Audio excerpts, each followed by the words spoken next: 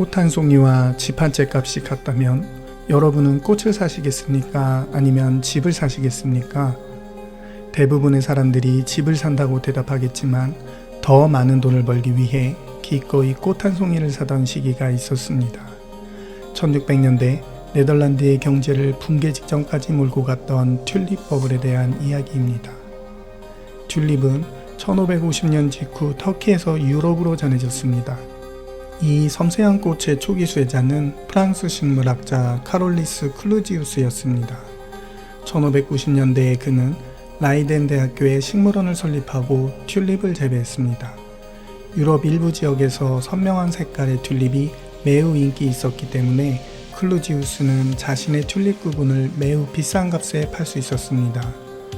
그는 일부의 튤립들이 계절에 따라 꽃이 꺾여 줄무늬나 불꽃과 같은 무늬의 꽃으로 피어나게 된다는 것을 발견했습니다.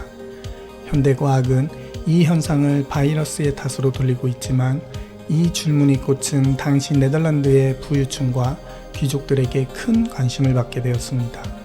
1596년과 1598년에 클루지우스의 정원에서 부러진 튤립들이 도난당했고, 도난당한 꽃의 유전적 변이를 가진 씨앗은 이후 활발한 튤립 거래의 기반이 되었습니다. 1600년대 초 부유층 사이에서 특이한 튤립에 대한 수요가 공급을 초과하기 시작했고 개별 튤립 구근의 가격이 급등했습니다. 꽃의 복잡한 색상을 담당하는 바이러스가 구근을 약화시키기 때문에 부러진 튤립 품종의 공급은 끊임없이 감소했고 이는 끊임없이 치솟는 가격의 원인이 되었습니다. 1610년경에는 새로운 품종의 튤립 구근 하나가 신부의 지창금으로 받아들여졌고 프랑스에 번창하는 양조장이 튤립 브라세리 품종의 구근 하나와 교환되었습니다. 이 버블은 1633년에서 1637년 사이에 네덜란드에서 절정에 달했습니다. 1633년 이전까지 네덜란드의 튤립 거래는 전문 재배자와 전문가에게만 국한되었지만 꾸준히 상승하는 가격은 많은 일반 중산층과 빈곤층 가정을 유혹하여 튤립 시장에 투자하게 만들었습니다.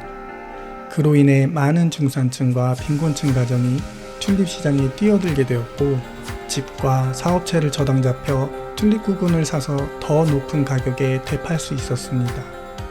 이 튤립 열풍은 더 큰 바보 이론의 초기 사례였습니다.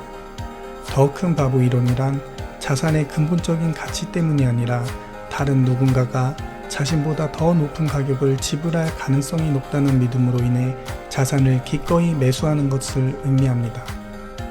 끊임없는 매매와 재판매로 인해 튤립의 구근이 땅에 심어지지도 못한 채 계약이 이루어지곤 했습니다.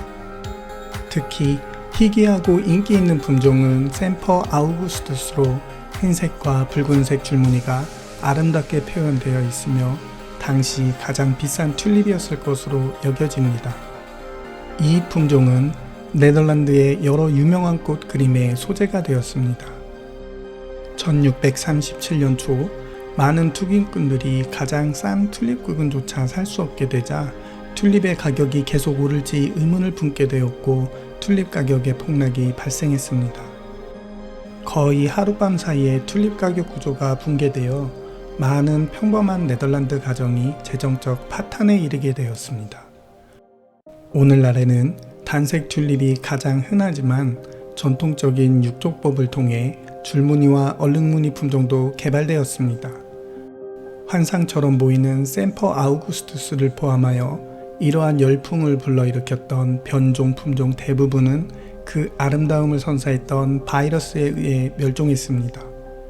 아이러니하게도 감염된 튤립 재배는 이 바이러스를 억제하기 위해 현재 많은 지역에서 불법입니다. 1600년대 네덜란드를 휩쓸고 지나간 튤립 버블은 단순한 과거의 해프닝이 아니라 투자 시장의 본질을 알려주는 뼈아픈 교훈입니다. 시대가 바뀌고 또 바뀌어도 투기 심리가 얼마나 위험한지, 그리고 인플레이션이 우리 삶에 얼마나 큰 영향을 미칠 수 있는지 한 번 더 되뇌이는 시간이 되었으면 합니다.